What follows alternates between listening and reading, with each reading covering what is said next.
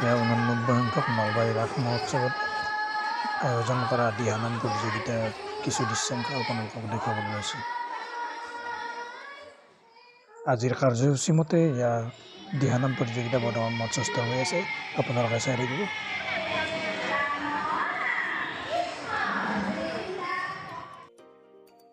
ইয়াৰ মূল প্ৰেক্ষাগৃহৰ লগতে সজাই থোৱা আছে মৃন্ময় মূৰ্তিসমূহ সুন্দৰকৈ, চাই থাকিব।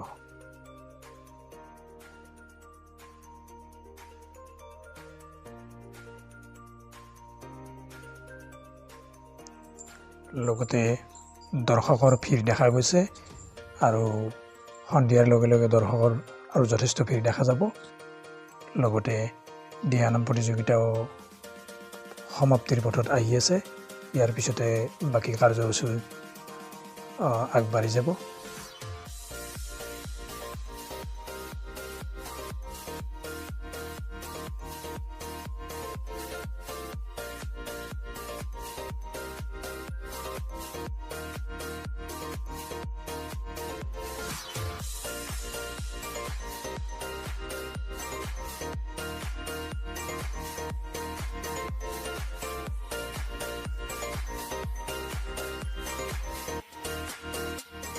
নলবাৰী ৰাস মহোৎসৱ উপলক্ষে আয়োজন কৰা অসম গ্ৰন্থমেলা নলবাৰী, ইয়াৰ চৌহদটো কিছু পৰিমাণে দেখুৱাবলৈ লৈছোঁ। আৰু এই চৌহদৰ ভিতৰতে এখন কুইজ কম্পিটিশ্যন হ'ব বুলি জানিব পৰা গৈছে। গতিকে কাৰ্যক্ৰমণিকা পঢ়ি আপোনালোকে আহি ইয়াত ভাগ ল'ব পাৰিব কুইজাৰসকলে। গতিকে চাই থাকক।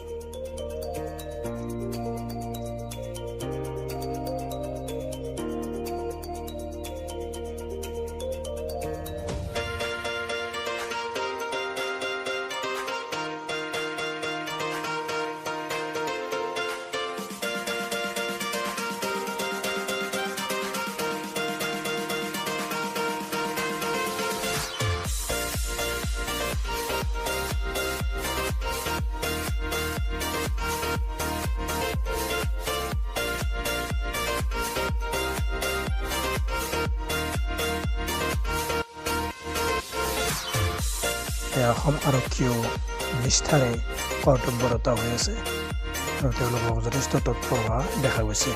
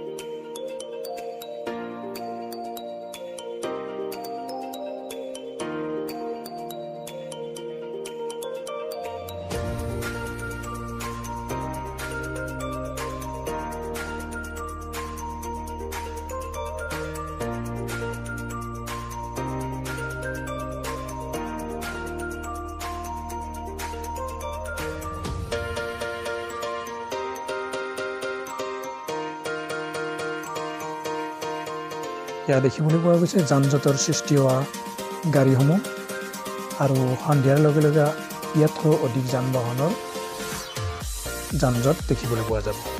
Travels and sports YouTube channel.